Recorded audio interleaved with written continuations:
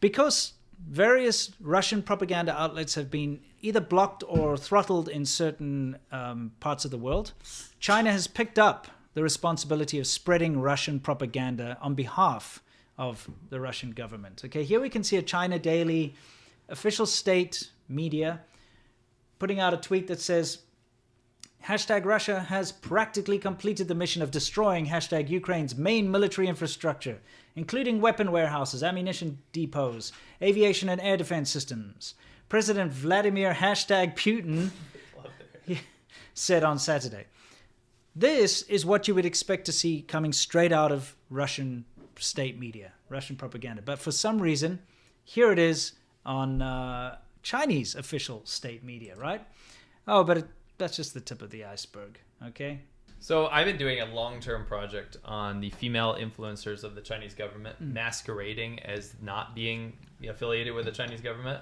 And it's been fascinating because I've uncovered a lot of people. And this one just popped up on my radar again because of what she's doing with Russian propaganda. So this is Miss Wow, or they call it Miss Wow China. And she's got almost 1.3 million followers on Facebook. So that's huge, especially for a Chinese propaganda outlet. Sure. But masquerading is not being propaganda. Yes. And she used to be called Techie Rachel, as you can see, but they changed her name to avoid scrutiny. When they get caught, turns out Techie Rachel is actually just Chinese propaganda. Well, I mean, look, Facebook has designated this publisher because it believes it may be partially or wholly under the editorial control of the state. This is determined by a range of factors, including but not limiting to funding, structure, and journalistic standards. It's very clear that she is part of the Chinese state media, okay? Well, Facebook has designated her as such. And if you were to listen to or view any of her videos and her content, you would see that absolutely she is just propaganda. Here's a little taste.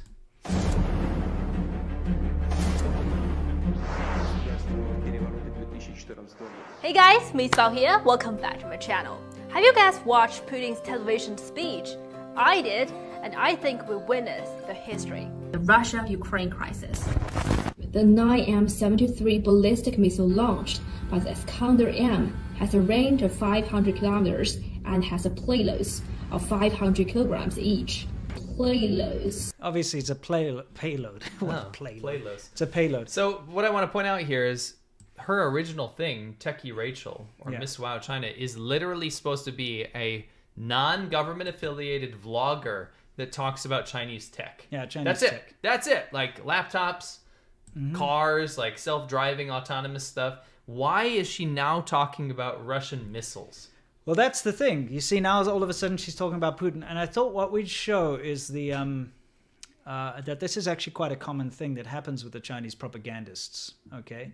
Is they get used for whatever is the word of the day, basically. Okay. So what you're seeing here are all different clips from many different YouTube channels. I've just spliced them all together. These are paid influencers by the Chinese government propaganda arm, all going to Xinjiang at exactly the same time. In fact, many of them can be seen in each other's footage because they were all there, being bussed around by the government and taken to these specific places in order to deflect away from what's actually happening in Xinjiang. Remember China's big genocide denial push where they got all these compromised influencers to go out there and basically say that there's no genocide in Xinjiang? Well, guess what? Let's see who happens to have been there as part of this whole genocide denial thing. And, because it's a tourist attraction, Payloads. now they're the paradise of the clay crabs. Now they are the paradise of the clay crabs. Oh, look who it is. It's that old guy. It's the old man. If you didn't see that, we talked about him in the past, but that old man has been used in so much like genocide denial propaganda that he's like the poster child. It's not his fault. No, but he's just in every single one of the videos. Chinese government get all these Uyghurs to dance around and pose in all these things, and all these people that go get paid to go to Xinjiang to deny the genocide, he ends up in this footage because there's only a finite amount of people that get paid to be in these like Potemkin villages, basically. Yeah. So long story short, Miss Wow China, or Techie Rachel, this girl that's been popping up on my radar for Chinese propaganda, is not just a tech blogger. She's a Russian propagandist now. And prior to that, she was a Xinjiang genocide denial. These people get passed around. Yeah, they basically get used for whatever, like I said, the message of the day is. And so this was a couple of months ago. She was doing genocide denial with all the other shills. I did that whole thing called China's Genocide Theme Park Exposed, which just showed they all went to the same places. Yeah. They all do the same stuff. So she was doing that. And then she was talking about tech. Then she was doing this. And then suddenly now she's like, Putin's amazing. Look at all this Russian tech. So out Russian of missiles left are field. great. It's so out of left field. If you go look at her media, you see like, oh, look at this new Xiaomi whatever. So anyway, long story short, the shift. Yeah. I've been watching her go every time China's mad about something in the West. They get her to go read a script, go to the contentious area. Yeah. And now go basically champion Putin. And she keeps rattling off. Each time Ukraine loses a big piece of military equipment, she makes a video about it, but she has no idea what she's saying. She's just reading a script. She doesn't even know how to say payload, okay? She's so saying she doesn't- playlos. Everything that she's doing is reading a script, obviously. Why do they call you? Oh, wait, yeah. Hang I on. just want to say, the greater theme of this, what you guys have to understand is that this is Russian and Chinese media coming together because Russia is getting blocked everywhere. So China's doing their job. Doing their job for them. The thing is, you find out that this all ties together. Yeah. Now they're the paradise of the clay crafts. Why do they call you Miss Well? Is it because you're beautiful? Is it because you're beautiful? So, yeah, you'll notice that Oh, one of the shills. the shills, they're all connected. All of these propagandists that work for the Chinese state, they're all connected.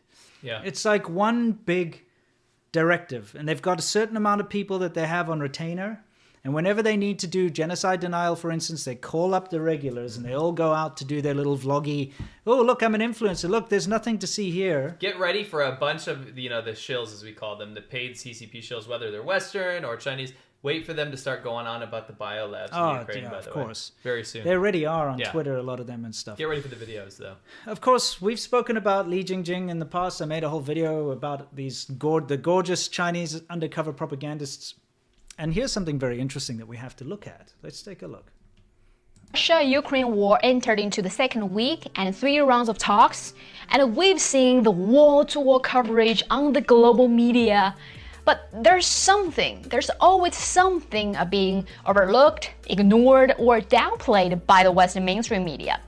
Is in a position to answer back.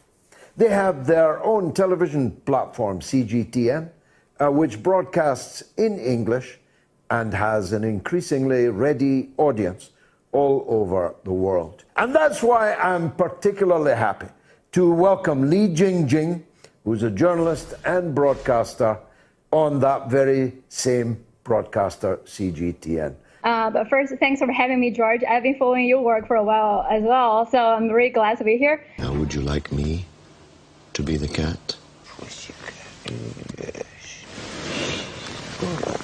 More tickles on the back, yes. There's a good pussycat. There's a good pussycat, yes. Good pussycat. Good girl. Good girl.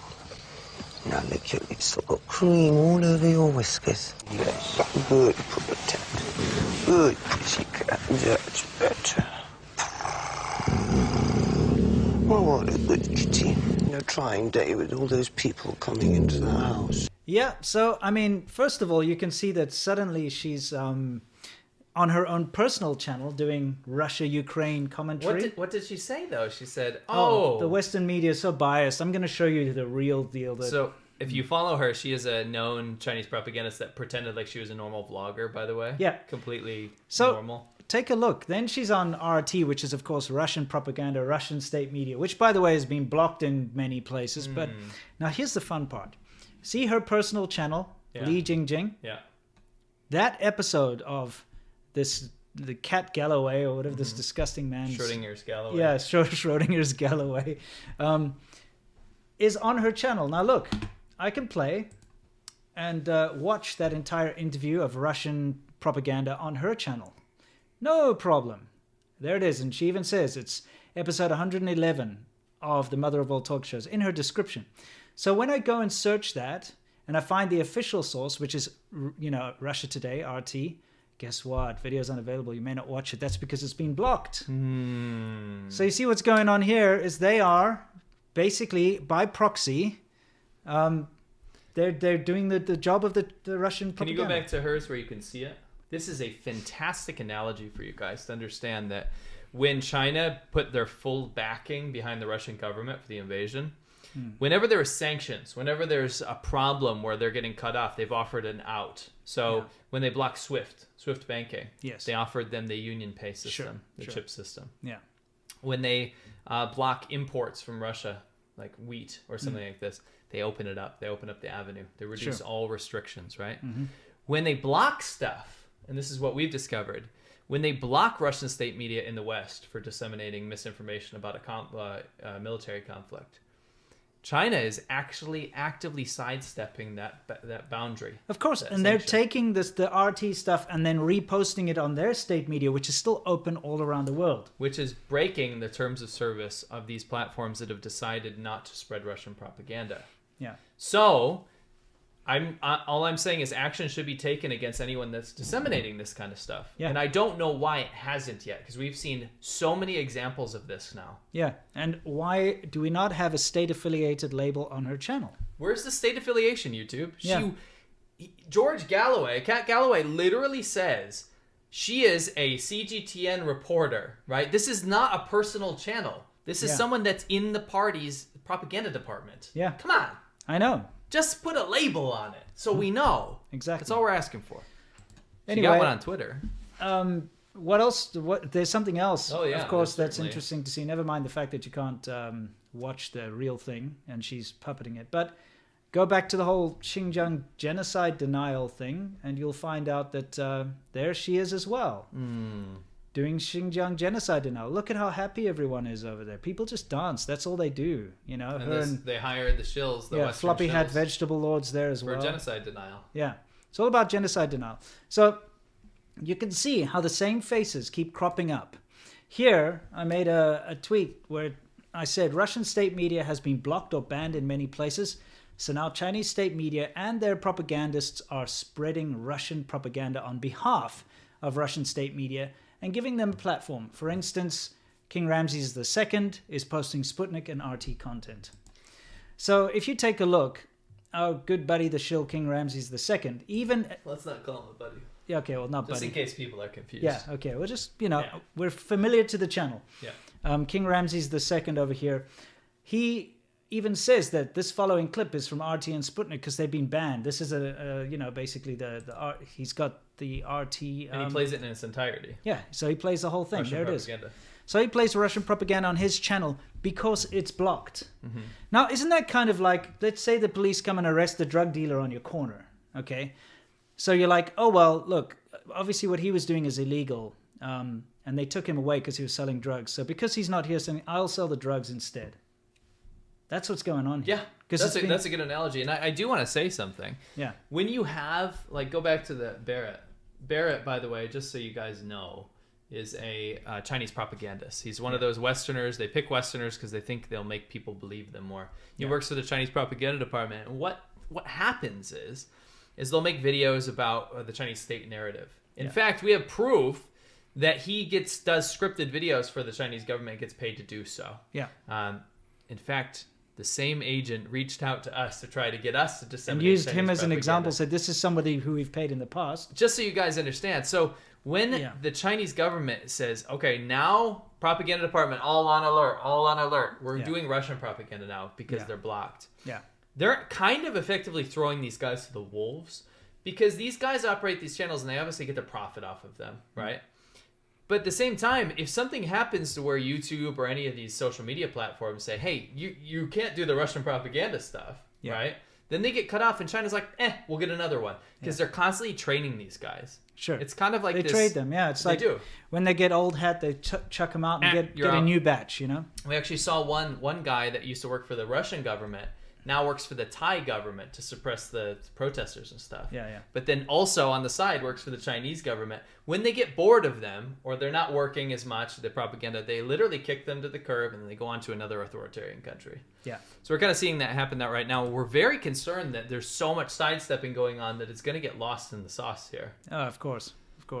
So, again, this is something else we have to talk about, Asian toss over here.